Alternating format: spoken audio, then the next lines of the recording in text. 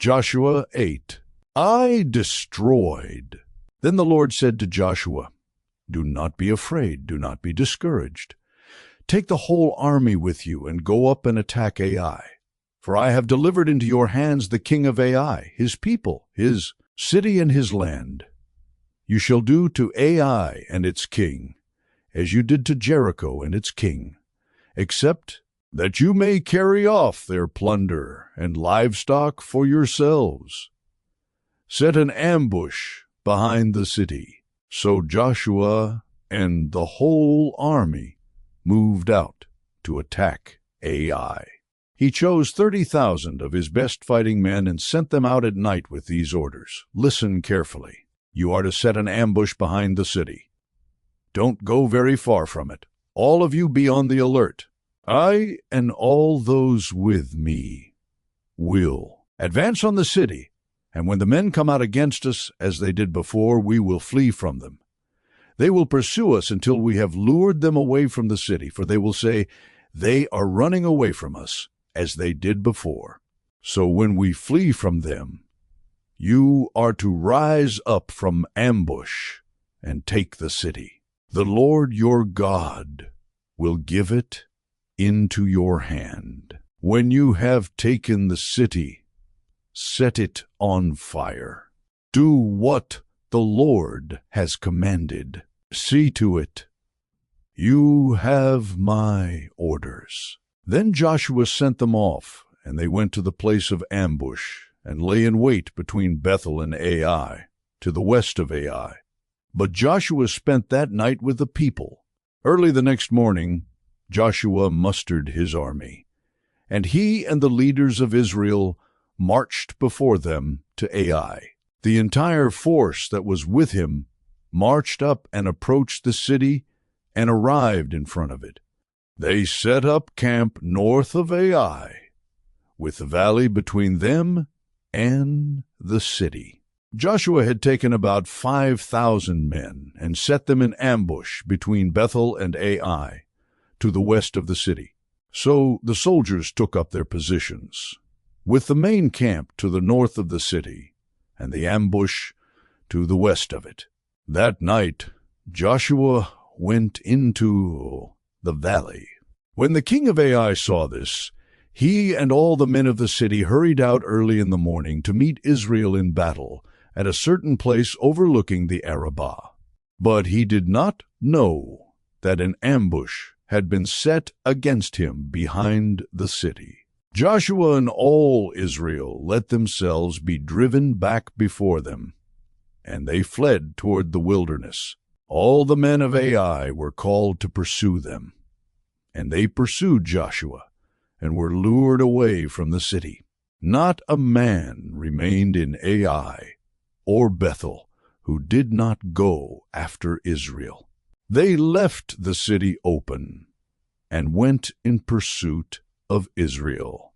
Then the Lord said to Joshua, hold out toward Ai the javelin that is in your hand, for into your hand I will deliver the city. So Joshua held out toward the city the javelin that was in his hand.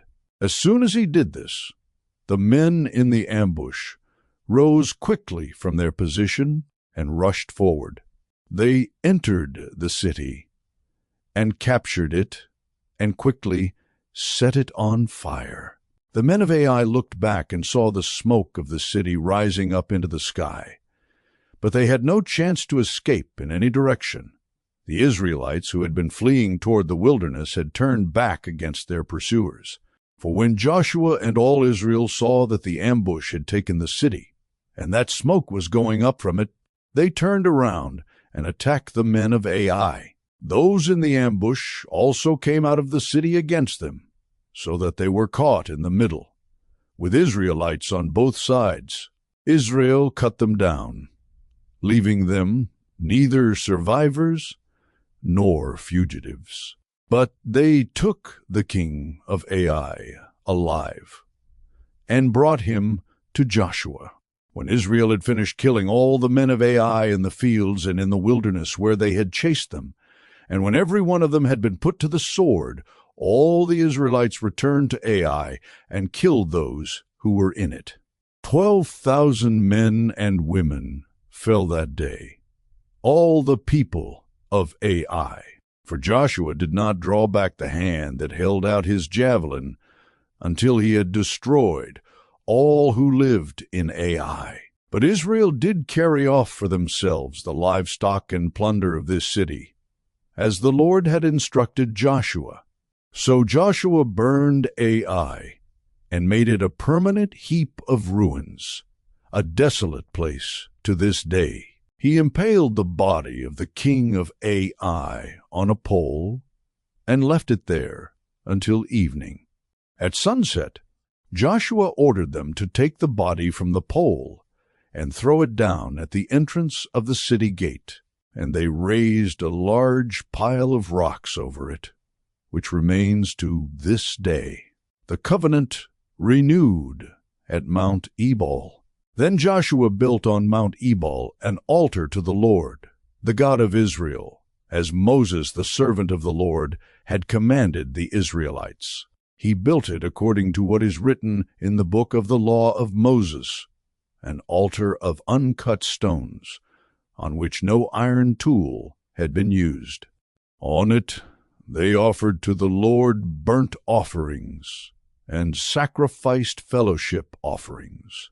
There, in the presence of the Israelites, Joshua wrote on stones a copy of the law of Moses. All the Israelites, with their elders, officials, and judges, were standing on both sides of the Ark of the Covenant of the Lord, facing the Levitical priests who carried it.